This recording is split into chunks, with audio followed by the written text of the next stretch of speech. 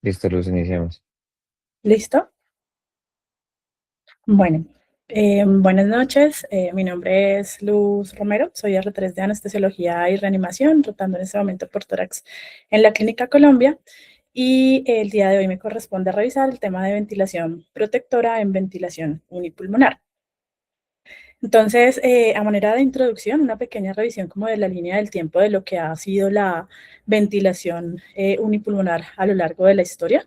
Como vemos, pues digamos que no es algo relativamente nuevo, siendo descrito por primera vez un caso de, pues, de ventilación unipulmonar por los años 1930. Alrededor de 1933 se reporta la primera neumonectomía en cáncer. Por esta época, las estrategias de ventilación estaban enfocadas principalmente en revertir la hipoxemia y la hipercapnia, y para esto las estrategias estaban basadas en volúmenes corrientes altos, alrededor de 10 a 12 cc de kilogramo de peso actual, con PIP bajas o incluso de cero. Conforme fue avanzando y se fue instaurando la ventilación mecánica en ese momento, o en años venideros, principalmente a nivel de unidad de cuidado crítico, emerge lo que conocemos hoy como BILI o lesión pulmonar asociada al ventilador. Y con esto y con grupos, pues, o enfoques de estudio como la estrategia o la red de investigación ARDSNet, se han podido desarrollar estrategias de ventilación protectora, principalmente y mayormente estudiadas en SDRA, en donde se ha comprobado que hay una asociación con una menor mortalidad de los pacientes. Esto, digamos que se ha venido extrapolando al quirófano, y hay múltiples estudios donde se ha estudiado esa posible extrapolación de las estrategias de ventilación protectora, principalmente en ventilación bipulmonar, estudios como el IMPROVE, PROVILO, PROVESE, otro tipo de cirugía no torácica.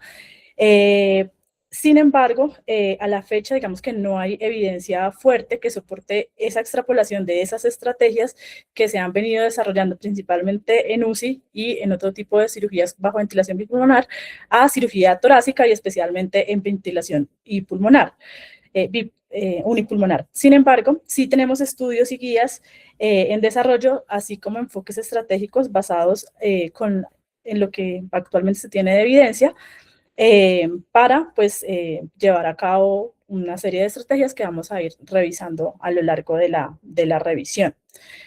En este momento, el reto, pues, en ventilación unipulmonar está asociado, pues, a los múltiples cambios que tenemos, principalmente, pues, el desplazamiento mediastinal, el hecho de que tenemos un paciente con una inmovilización del tórax, un pulmón que va a estar siendo manipulado, y esto pues también va a conllevar a ciertos cambios y a los cambios de presión, principalmente en el pulmón dependiente y el desarrollo de atelectasis. También, pues es importante hablar de ventilación unipulmonar y de cirugía torácica. Sabemos que el cáncer de pulmón, pues, es uno de los principales motivos de lobectomías, y una de las neoplasias, pues, más comunes, que pues conlleva una muy alta mortalidad a nivel mundial, y que en este escenario, pues, de la cirugía torácica también nos enfrentamos no solamente, pues, a la cirugía oncológica, sino también a enfermedades benignas como manejo de empiemas, de infecciones o de neumotórax. Listo, entonces, ya pasando, pues, a lo que es la lesión pulmonar inducida por la ventilación, sabemos que en un paciente que tenemos bajo ventilación mecánica podemos tener coexistencia tanto de zonas que están atelectásicas como de otras zonas que están sobredistendidas. Y esto hace que se aumente la vulnerabilidad, pues, pulmonar al daño, y que sea, digamos, difícil de establecer una estrategia única de ventilación en este tipo de cirugía. Entonces, hay diferentes, pues, mecanismos propuestos para las lesiones inducidas por la ventilación. Todos ellos van a estar interrelacionados entre ellos.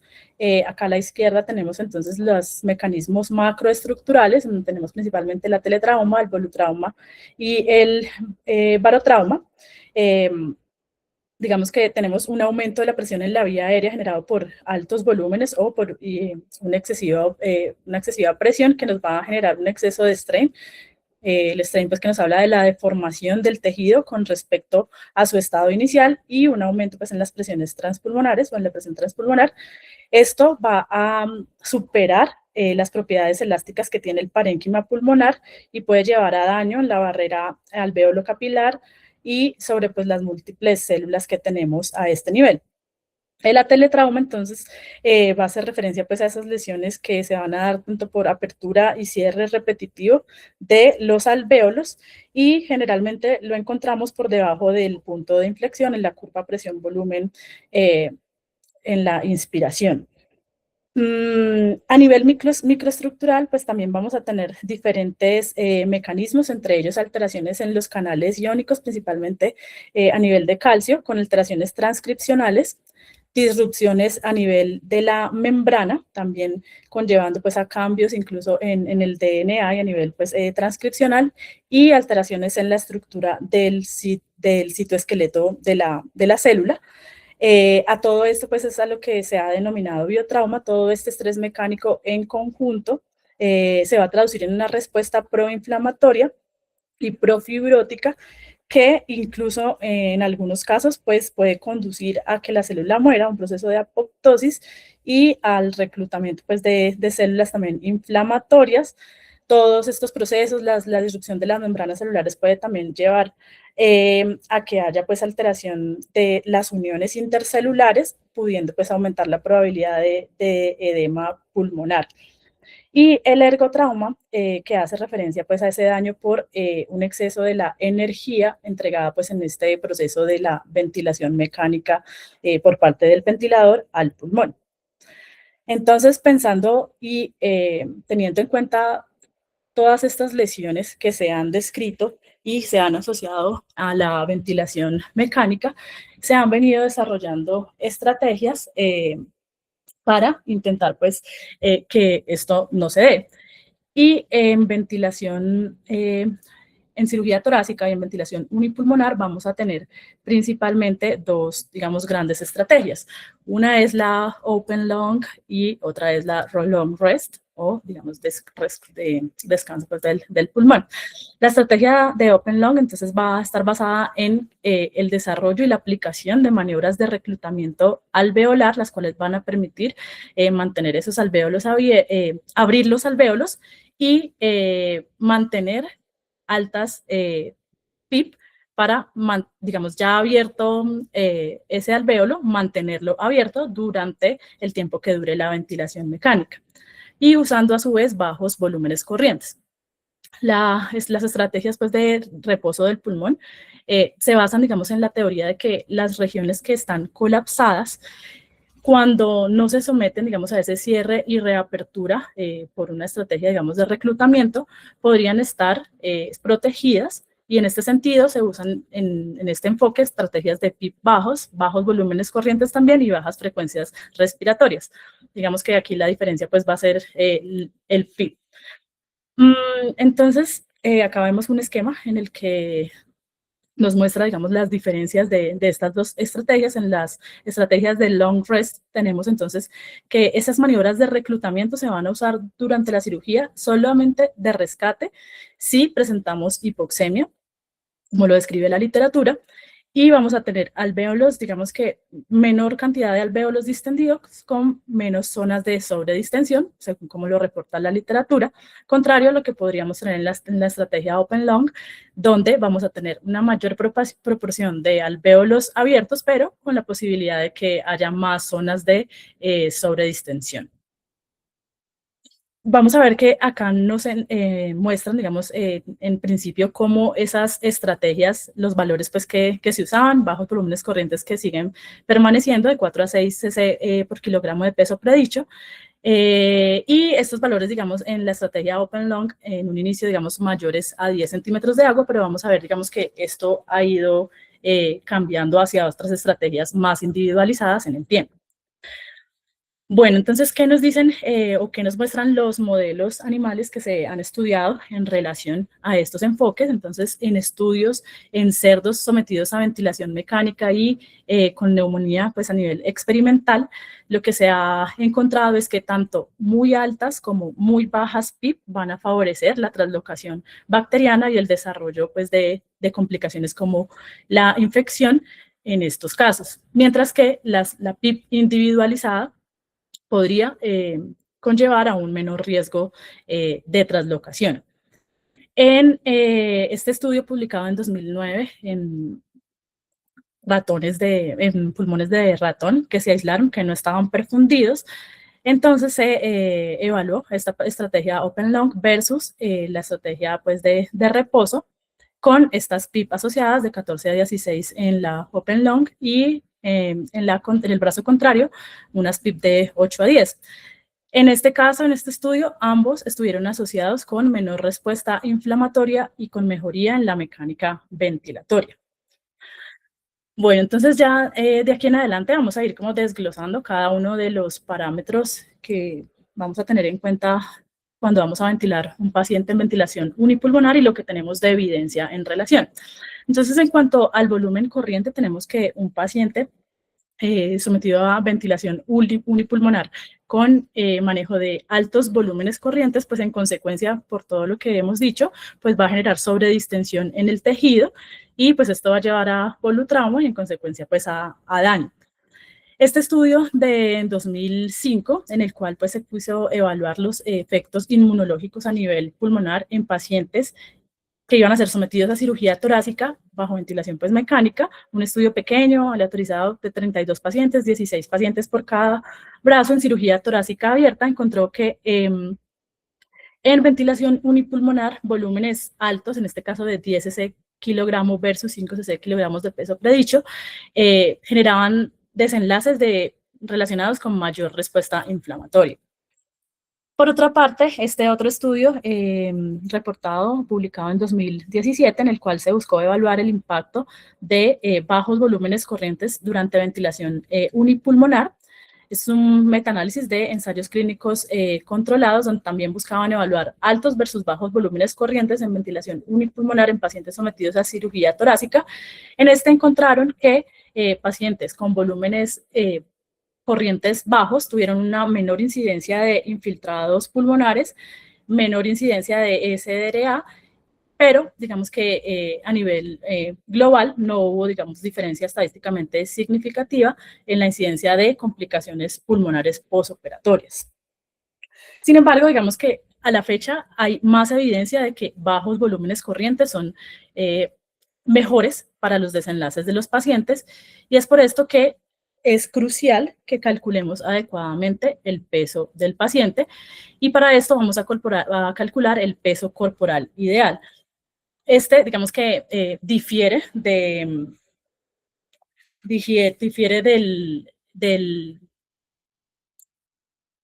peso, digamos, por índice de masa corporal, porque está, digamos, enfocado a ventilación mecánica y está relacionado con la capacidad pulmonar del paciente. Las fórmulas que usualmente manejamos son las desarrolladas por ARDSNet, este pues, grupo, esta red de investigación que nos han desarrollado pues, estas fórmulas, tanto para hombres como para pacientes, basados en parámetros antropométricos, en este caso, pues, la altura. Hay una aplicación que pues es muy usada y muy conocida que es Ventilo y que nos permite pues introduciendo los parámetros del paciente, los parámetros antropométricos, el tipo de riesgo de la cirugía y el espacio muerto calculado, determinar estos parámetros de volumen corriente y de frecuencia respiratoria para ventilación protectora, en este caso el verde más oscurito, y para ventilación ultraprotectora de 4 a 6, el volumen verde más clarito. A la derecha entonces tenemos nuevamente la curva de volumen-presión, la curva pues inspiratoria, en donde vamos a tener nuevamente entonces zonas que van a estar sobredistendidas a alta pues, capacidad residual funcional y zonas que van a estar atelectásicas y donde nos queremos mover realmente es en esta zona de la curva ascendente a una capacidad pues, residual normal. Entonces, hay otros grupos, digamos, que sugieren que la capacidad vital forzada y el estudio pues, de los volúmenes pulmonares de manera preoperatoria pudieran también ser un adecuado predictor del volumen corriente para usarlo como estrategia en el intraoperatorio, sugiriendo que una capacidad vital forzada por debajo de 3.5 litros podría estar relacionada con bajas compliance. Y en este sentido, la estimación pues, del volumen corriente a usar con base en estas estrategias que también sugieren estaría basada en el cálculo de la capacidad residual funcional dividido sobre 8. Eh, digamos que no hay una recomendación fuerte sobre un volumen corriente establecido y fijo, protector en ventilación unipulmonar, pero los valores reportados en los diferentes estudios que se asocian a mejores desenlaces están por debajo de 6 cc de kilogramo de peso corporal ideal o de peso predicho. Entonces nos vamos a quedar con que la estrategia va a ser usar volúmenes entre 4 a 6 cc de peso predicho cuando demos el paso de ventilación bipulmonar a ventilación unipulmonar. Por otra parte, entonces es importante también saber que hay múltiples análisis retrospectivos en cuanto a complicaciones posoperatorias en cirugía torácica bajo ventilación unipulmonar, en donde se ha demostrado también que únicamente manejar como estrategia el volumen corriente bajo no va a ser suficiente para que yo mejore los desenlaces en el paciente si no se acompaña de estrategias de manejo adecuado de la PIP, como vamos a ver más adelante. En cuanto a la frecuencia respiratoria, entonces tenemos que, pues en un paciente sometido a ventilación unipulmonar, donde manejemos bajas frecuencias respiratorias, bajos volúmenes corrientes, pues lo que vamos a tener posiblemente es el desarrollo de hipercapnia. Lo que se ha descrito es que usado de manera adecuada, niveles de CO2 levemente altos, lo que se ha descrito como la estrategia de hipercapnia permisiva, puede tener pues, efectos benéficos sobre el paciente, como minimizar el riesgo de lesión inducida por la ventilación, puede mejorar la vasoconstricción pulmonar hipóxica, puede también, como sabemos, dentro de la curva de disociación del oxígeno, desplazarlo a la derecha y con esto mejorando la oxigenación y la entrega a los tejidos y a su vez conllevar también potencialmente al desarrollo de menos complicaciones infecciosas en el paciente. Y bueno, recientemente también dentro de los mecanismos propuestos de lesión pulmonar asociada al ventilador se ha descrito el poder mecánico. Este hace referencia a cuánta energía por unidad de tiempo va a ser entregada por el ventilador al pulmón. Esto va a estar relacionado principalmente pues a vencer la resistencia que tiene pues la vía aérea y poder entregar un volumen determinado para pues generar pues la ventilación que estamos realizando, pero digamos que a mayor poder mecánico lo que se ha propuesto y las hipótesis lo que sugieren es que hay mayor daño pulmonar y hay mayor pues extensión de daño. Aquí tenemos una versión simplificada de la fórmula de poder mecánico que la vamos a ver un poco más adelante. Sin embargo, vemos cómo parámetros como el volumen corriente y la frecuencia respiratoria pueden magnificar pues toda la fórmula y posiblemente conllevar pues a mayor daño en el paciente. La frecuencia respiratoria tenemos que tener pues especial precaución en pacientes que tienen patologías con limitación al flujo expiratorio. Estos pacientes, digamos que llevándolos con bajas frecuencias respiratorias, podríamos también tener en ellos el efecto benéfico de evitar autopip y la hiperinsuflación dinámica. Por otro lado, tener también precaución con la hipercapnia que nos puede llevar pues a acidosis, puesto que tenemos también pues las consecuencias de esto que van a ser posiblemente aumenten la presión intracraneal y tener pues precaución en paciente pues que tenga patología neurológica o algo pues que nos alerte en ese sentido, hipertensión pulmonar y la posibilidad de desarrollo de una crisis de hipertensión pulmonar en el intraoperatorio, depresión miocárdica y menor perfusión renal, por lo que pues como todo es un ítem también a individualizar.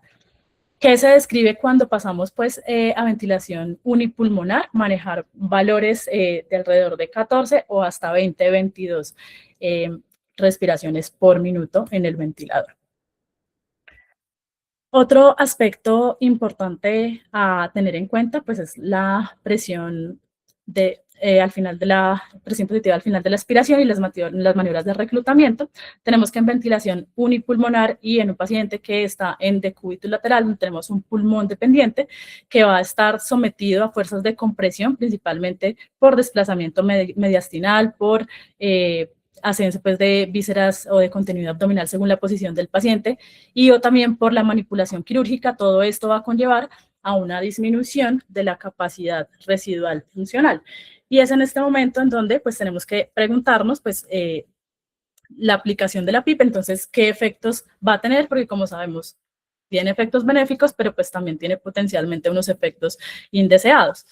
Como efectos benéficos, entonces sabemos que pues, vamos a mantener unidades alveolares abiertas al final de la expiración y que nos disminuye las atelectasias, nos aumenta la capacidad residual funcional, nos aumenta la ventilación en esa zona lineal que hablábamos en la curva presión-volumen y nos disminuye la posibilidad de teletrauma, pero esto, digamos, a costa de que pudiéramos tener hiperinsuflación alveolar, particularmente en pacientes susceptibles, como en EPOC, donde podemos tener hiperinsuflación dinámica, disminución del espacio muerto alveolar, compresión, efectos pues sobre la vasculatura como compresión capilar pulmonar, aumento de la poscarga del ventrículo derecho. Podemos también pues tener depresión cardiovascular, incluso en un paciente que de pronto no está optimizado, aumentar el requerimiento de soporte inotrópico o vasopresor, redistribución de la perfusión al pulmón no ventilado y aumento del shunt intrapulmonar. Entonces, en este sentido, digamos que lo que nos surge de duda, entonces, es, bueno, ¿cuánto PIP vamos a usar? Los estudios en cirugía abdominal, como el ProVilo Trial en 2014 y el ProVese en 2019, mostraron que altas PIP, en este caso usando PIP de 12 centímetros de agua, no mejoraron los desenlaces, no redujeron la incidencia de complicaciones pulmonares postoperatorias, pero sí mejoraron los índices de oxigenación. Y esto lo que nos lleva a pensar o a preguntarnos es si debemos usar un valor fijo de PIP, y la respuesta pues es que no, y como pues muchos de los enfoques en anestesia, debemos individualizar cada caso y cada paciente. Entonces, ¿de qué hablamos cuando hacemos referencia a una PIP individualizada? Entonces, hay varias estrategias y maneras de titular e individualizar este parámetro ventilatorio. El primero de ellos va a ser enfocado en una titulación decremental de la PIP después de las maniobras de reclutamiento para encontrar la mejor compliance para este paciente.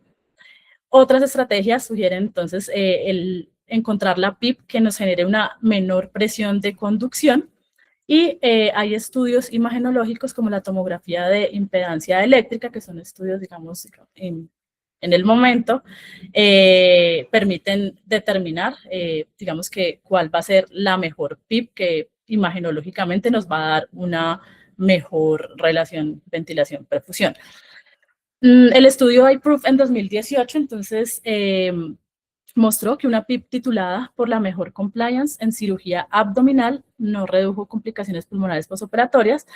Sin embargo, Park en 2019, en un estudio en el cual se tituló la PIP para la mejor driving pressure versus una PIP fija a 5 centímetros de agua en ventilación unipulmonar, encontró que sí había una mejoría en la protección pulmonar cuando no se hacía con un valor estándar, sino que se hacía titulado, buscando llevar a una mejor presión de conducción. Liu en 2019 también encuentran que los valores de PIP determinados por estos estudios de tomografía de impedancia eléctrica podrían estar relacionados con mejoría en la ventilación y en la mecánica pulmonar. Este estudio fue pues, en adultos mayores sometidos a toracoscopia y pues en ventilación unipulmonar.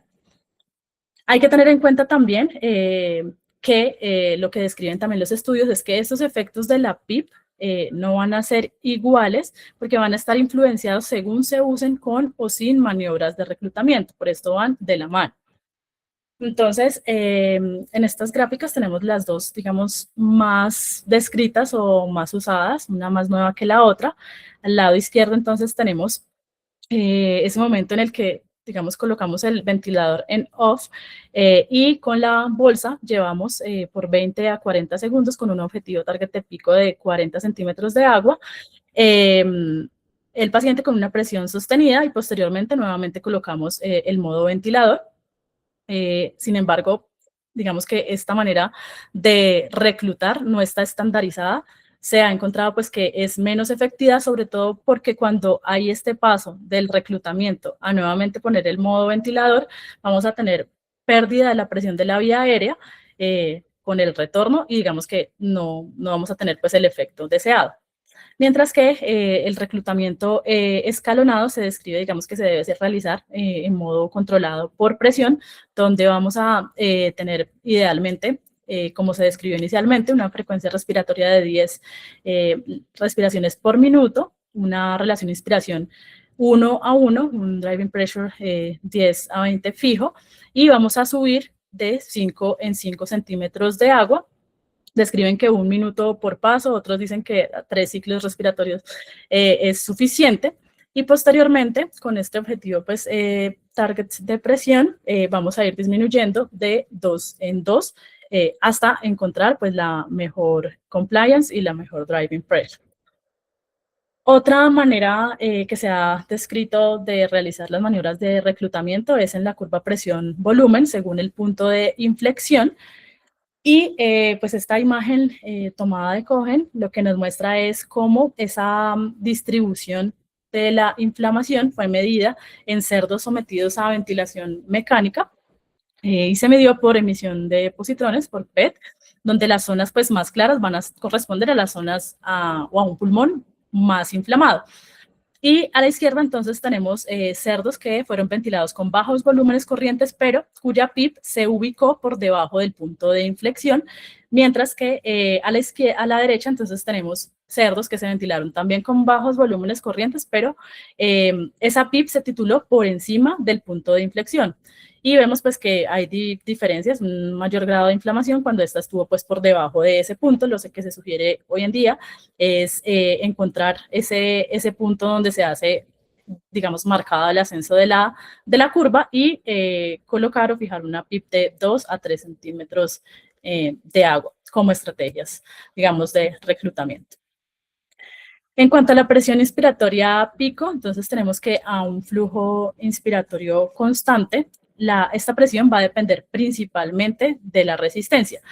Y para este caso, para el caso de la ventilación unipulmonar y en cirugía torácica, esto va a estar determinado y dado principalmente por el diámetro del tubo endotraqueal. Es por esto pues que es importante que escojamos bien el tubo.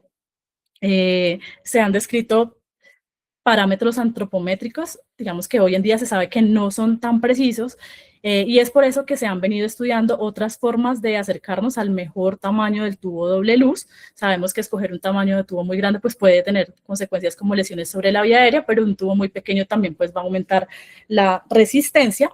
Y lo que se ha descrito es estimaciones basadas en el diámetro traqueal, bronquial o también en el diámetro del cricoides, sobre estudios o imagenológicos como radiografía o tomografía, teniendo pues un mejor rendimiento en esta última. Lo que se describe es que entonces si el tubo doble luz que escogemos tiene un tamaño adecuado, realmente la PIP a un flujo inspiratorio constante va a tener un rol menor en el desarrollo de Billy, digamos que sería un parámetro que tendríamos controlado.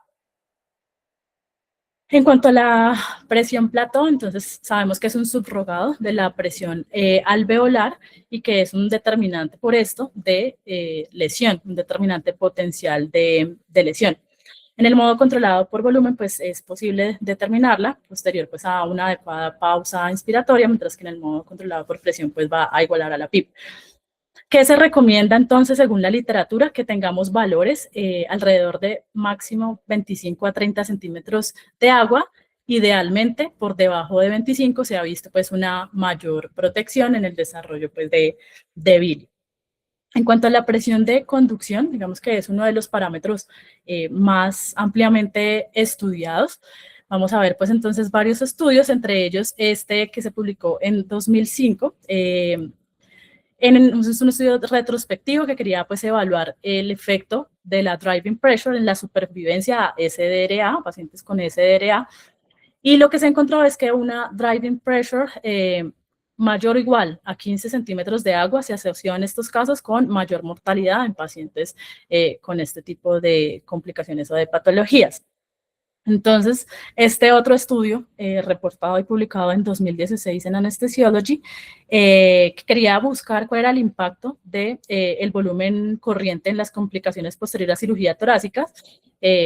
También, digamos que evaluó dentro de, a pesar de que, digamos, el objetivo primario era en volumen corriente, también evaluó pues el efecto de la driving pressure. Fue un estudio retrospectivo entre 2012 y 2014. Se encontró que cada ascenso o elevación de 1 centímetro de agua en la driving pressure se asoció con un aumento de alrededor del 3.4% en morbilidad mayor posterior a cirugía torácica. Este autor, Park, tiene pues varios estudios en relación a la driving pressure y sus efectos en cirugía torácica. Este estudio se publicó en 2019. En este, pues, un N de 292 pacientes sometidos a ventilación unipulmonar. Por cada brazo teníamos 147 pacientes entonces que fueron ventilados con parámetros de ventilación protectora convencional. Esto hacía referencia a pacientes que fueron manejados con un volumen corriente de 6 cc kilogramo de peso predicho, una PIP de 5 prefijada y maniobras de reclutamiento. Y por otro lado, por el otro brazo, entonces 145 pacientes, entonces manejados con una PIP para encontrar una mejor driving pressure. Y se encontró que en este segundo brazo hubo menos complicaciones pulmonares basadas en la escala Melbourne Group, que agrupa pues diferentes complicaciones de este tipo, siendo estadísticamente significativa para el grupo pues que se manejó con base en la driving pressure.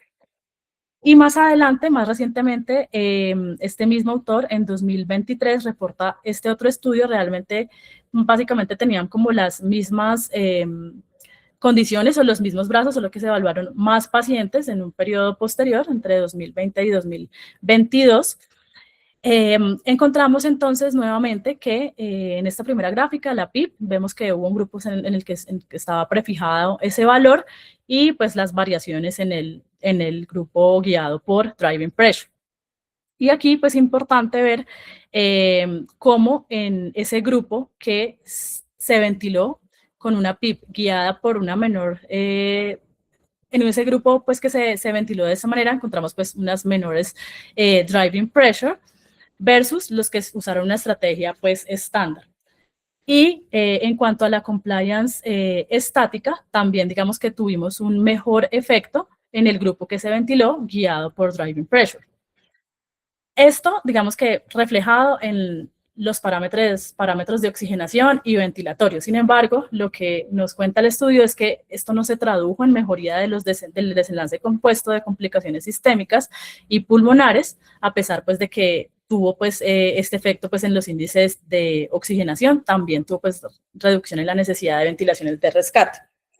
Entonces, digamos que en SDRA seguimos teniendo una clara relación de la driving pressure con mejores desenlaces, pero en el paciente quirúrgico, digamos que la evidencia no es tan fuerte. Sin embargo, tampoco se han descrito otras estrategias que hayan mostrado superioridad. ¿Listo?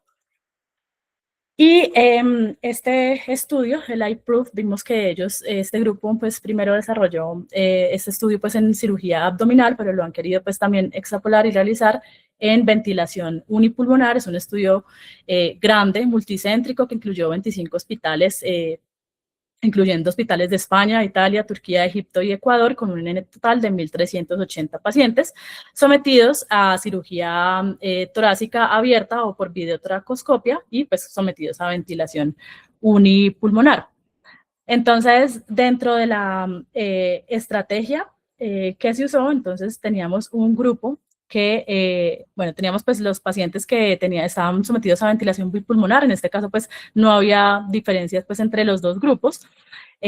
Cuando pasaron a ventilación unipulmonar, ambos manejaron volúmenes corrientes de 5 a 6 cc kilogramo de peso predicho.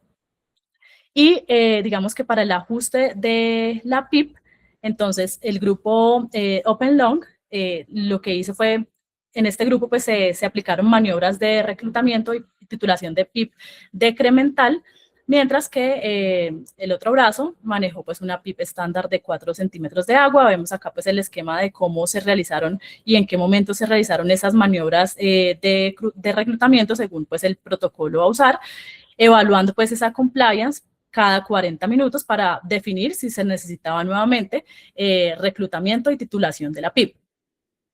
Y además, dentro del posoperatorio, este estudio incluyó el air test para definir si el paciente requería ventilación de alto flujo en el posoperatorio o si iba a ser manejado con ventre. El desenlace a evaluar, el desenlace primario fue el desarrollo de complicaciones a los 7 días posoperatorios, entre ellos atelectasias, falla respiratoria severa, neumotórax contralateral, una extubación fallida tardía, SDRA, infección pulmonar, fístula broncopleural y empiema. Y se encontraron pues diferencias estadísticamente significativas en este estudio, que es grande, a favor de la estrategia Open Lung. Al igual en los desenlaces secundarios también pues hubo algunos aspectos con diferencias estadísticamente significativas. Las complicaciones cardíacas sí no tuvieron diferencias, ni las infecciosas, ni el desarrollo de lesión renal aguda, pero digamos que vemos que a grandes rasgos las complicaciones pulmonares en este estudio, digamos que sí hubo diferencias. Entonces es importante, digamos, que en este estudio, para tener estos desenlaces más favorables en este grupo de pacientes, se usaron 3 pasos secuenciales, como vemos: las maniobras de reclutamiento alveolar, que ya hemos venido describiendo, la titulación individualizada de la PIP, y esto asociado a bajos volúmenes corrientes y a una menor driving pressure. Entonces, como hemos visto, digamos que no hay una sola estrategia que nos lleve a un mejor desenlace, mientras que este estudio nos muestra que el agrupar todas ellas sí pudiera tener efectos benéficos en el paciente.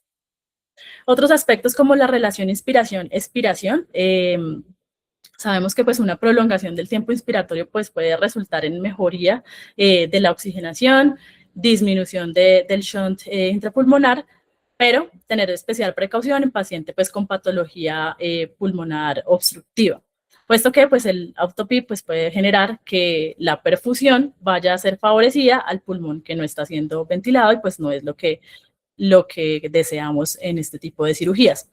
También es importante, entonces, en este sentido, evitar altas relaciones inspiración-expiración durante la ventilación unipulmonar, o, digamos que hacer una individualización bajo estricta evaluación sobre los factores hemodinámicos del paciente y los factores individuales de intercambio gaseoso que estamos presentando en ese momento. Entonces, les hablaba también del poder mecánico y cómo el volumen corriente y la frecuencia respiratoria tienen, digamos que, un gran poder en magnificar este poder y el posible pues, desarrollo de ergotrauma. Gattinoni fue quien describió esta fórmula como la conocemos acá. Sin embargo, hay algunos detractores porque han encontrado, digamos, algunas inconsistencias, como que, digamos que se evaluó la extensión del edema pulmonar como subrogado de la bili únicamente, que si tuviéramos, digamos, en la fórmula una PIP de 0, en la fórmula, digamos que esto minimiza, digamos, el valor de poder mecánico y no sería, pues, digamos, como concordante con las otras estrategias. Sin embargo, digamos que es, pues, un buen acercamiento. Hay una propuesta, digamos, del grupo de Cohen en ventilación unipulmonar, que es esta otra fórmula, no involucran la PIP, y donde valores por debajo de 8 joules por minuto podrían considerarse protectores. Sin embargo, digamos que tampoco pues hay suficiente evidencia, pero digamos que tiene sentido que en la medida en que más energía tenga que usar el ventilador o más entregue el ventilador para vencer estas fuerzas, pues más daño posiblemente vamos a tener en el paciente. En cuanto a la FiO2 o la fracción inspirada de oxígeno a usar, también, digamos, en esto hay controversia.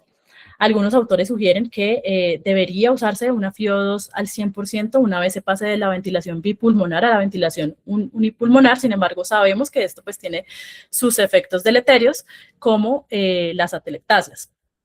¿Qué se sugiere entonces en vez? Entonces, las FiO2 pueden ser tituladas de acuerdo al nivel deseado de saturación de oxígeno, que en este caso, pues para nosotros va a estar alrededor de 92 a 94%, y con esto podemos evitar los efectos negativos de unos valores altos de FiO2 que están relacionados con toxicidad, que pueden tener incluso a nivel histopatológico, se han visto cambios que pueden ser similares a los que se desarrollan en un paciente con Billy, lesiones por isquemia, reperfusión o estrés oxidativo.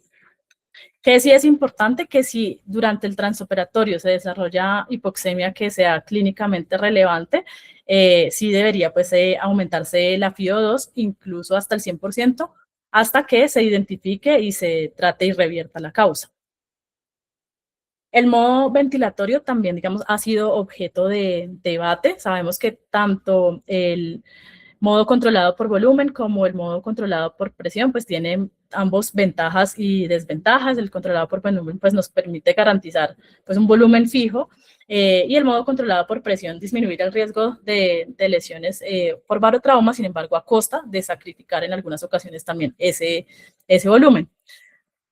En ese sentido, este estudio publicado en 2020 acerca de los efectos de la ventilación pues, controlada por presión con volumen garantizado en ventilación unipulmonar en paciente anciano que era sometido a toracotomía, se encontró que este modo pues, redujo la presión en la vía aérea en pacientes sometidos a este tipo de cirugía, y con esto se encontró una disminución en los parámetros pues, de respuesta inflamatoria en reactantes y una menor probabilidad de lesión pulmonar versus el modo controlado por volumen.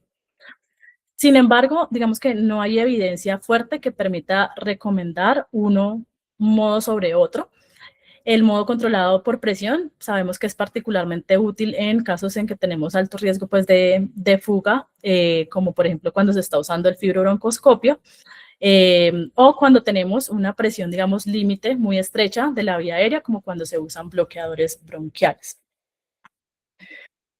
En el caso o en el escenario de las maniobras de rescate, cuando tenemos un paciente con hipoxemia, es importante saber que hipoxemia no es igual a detener la ventilación unipulmonar. La hipoxemia en general en cirugía torácica ha venido disminuyendo su incidencia, pero puede llegar a ser tan alta como un 10%. Una de las principales causas de que se desarrolle hipoxemia puede ser la falla en la vasoconstricción pulmonar hipóxica. Y por otro lado tenemos pues la lateralidad. Sabemos que vamos a tener un mayor riesgo si el pulmón intervenido es el derecho, que es el que tiene pues como mayor volumen y mayor aporte dentro de la ventilación. También tenemos un mayor riesgo en la ventilación unipulmonar cuando el paciente va a permanecer en supino. Entonces, ¿qué es importante preguntarnos cuando tenemos hipoxemia en un paciente que está en ventilación unipulmonar? Entonces, incrementamos, como dijimos, FiO2 al 100% o cercano a esto, lo que nos permita pues corregir la hipoxemia mientras tanto, mientras evaluamos cuál va a ser la causa de la misma y la corregimos. Si esa hipoxemia está generando cambios que vemos en el paciente, pues cambios que amenazan la vida, como arritmias, como alteraciones en el ST o en algún cambio sugestivo de isquemia, definitivamente en este caso sí, detener cirugía y pasar a ventilación pulmonar. Pero si tenemos por el otro lado un escenario en donde no hay amenaza a la vida, podemos continuar con la ventilación unipulmonar como maniobras generales, hacer un control visual sobre secreciones, sobre dispositivos de separación pulmonar, y a nivel hemodinámico si tenemos algo pues que pudiera corregirse. También mejorar entonces los parámetros de la oxigenación, tanto ventilación como perfusión, y en caso de que no haya reversión, tanto en el caso que se amenaza la vida como en el que no. Si no tenemos reversión, pues considerar, y si está disponible, la terapia pues con ECMO venoso. Entonces, ya con toda esta evidencia pues que hemos revisado, el grupo pues de la Clínica Colombia, encabezado pues por el doctor Sánchez, el doctor Fabrici y el doctor Julián Campos, realizando, digamos, una actualización de estudios y enfoques que se han reportado previamente para guiar nuestra estrategia de ventilación unipulmonar. Entonces, lo han dividido pues en diferentes momentos según los parámetros pues que vamos a usar. Entonces, en resumen, digamos, en cuanto a la FiO2, vimos que FIO2 altas no son necesarias y por el contrario pudieran ser deleterias en general por debajo del 40%, o la FIO2, digamos, más baja que nos permita mantener normoxemias alrededor del 92 a 94%. Importante que en el momento de la reexpansión, esa FIO2 pues no debería aumentar más del 10%, y que en el despertar y en el periodo post-extubación pues podríamos apoyarnos con estrategias como CPAP para disminuir y prevenir pues las zonas de atelectasis. En cuanto a la PIP, entender pues como dijimos que una cosa es el paciente que no tiene POC, que no tiene patología obstructiva, y otra cosa es pues este tipo de pacientes donde vamos a manejar PIPs por debajo, digamos, de lo que se ha recomendado para un paciente que no tiene obstrucción al flujo expiratorio. Y que definitivamente debe ser individualizado, como vimos la combinación de estrategias para una menor driving pressure y para una mejor compliance. La saturación en todo momento, pues digamos que el objetivo no va a ser un 100%, sino pues manejar saturaciones mínimo 92, 94%, sin que sea mandatorio llevarlo a 100. Volumen corriente en el momento de paso a ventilación unipulmonar, 4 a 6 cc por kilogramo de peso predicho. En cuanto a la frecuencia respiratoria, también les mencionaba pues 14 a 22 en el momento de la ventilación unipulmonar, teniendo en cuenta pues los aspectos que mencionamos o casos específicos individuales, y teniendo también en mente esa hipercapnia permisiva si no existen pues contraindicaciones para la misma. En cuanto a la relación inspiración-expiración, hacer el paso pues a, digamos que menores relaciones en el momento en que se da el paso de ventilación bipulmonar hacia unipulmonar, y nuevamente pues volver a relación 1 a 1 en el momento de la reexpansión si no hay autopip y si no hay pues condiciones como EPOC. En cuanto a la presión pico y la presión plató, también vimos entonces las metas en este sentido, en donde va a ser muy importante es impactar en la menor driving pressure, teniendo en cuenta este último estudio pues reciente que describimos. Presión de conducción, en general menor a 15 cuando tenemos una ventilación bipulmonar y por debajo de 10 cuando estamos ventilando un solo pulmón. No tenemos un modo ventilatorio, digamos que con fuerte evidencia para recomendar uno sobre otro, pero en el despertar, sí, para no perder el reclutamiento, ayudarnos de los modos como presión soporte y posteriormente entonces también con modos CPAP. PCO2, los valores de CO2, una hipercapnia permisiva de hasta 40, 60, pues según sea el caso. Y las maniobras de reclutamiento buscando la mejor pues distensibilidad, el mejor compliance, a la menor driving pressure, ante cambios pues importantes de compliance. Como conclusiones, entonces la ventilación unipulmonar pues va a estar asociada con un aumento del riesgo de lesión inducida por el ventilador y, como sabemos también, el mayor riesgo de complicaciones pulmonares posoperatorias. La ventilación protectora, como la hemos revisado, va a integrar todos estos parámetros: bajos volúmenes corrientes, una presión plató y una driving pressure limitadas, un PIP, digamos, acorde y titulado, una baja frecuencia respiratoria también ajustada al concepto de hipercapnia permisiva, tener precaución pues con el paciente con EPOC, más altos volúmenes corrientes en estos casos y menor PIP, evitar pues el exceso de reclutamiento para aumentar pues el autopip, para no aumentar autopip, y digamos que no hay una evidencia fuerte o una estrategia definida, ¿sí? Pero tenemos digamos que unos enfoques fuertes, digamos que en este sentido de integrar todos estos parámetros, y siempre va a ser importante pues evaluar críticamente y adaptar a cada paciente y a cada caso. Y eso es todo, gracias.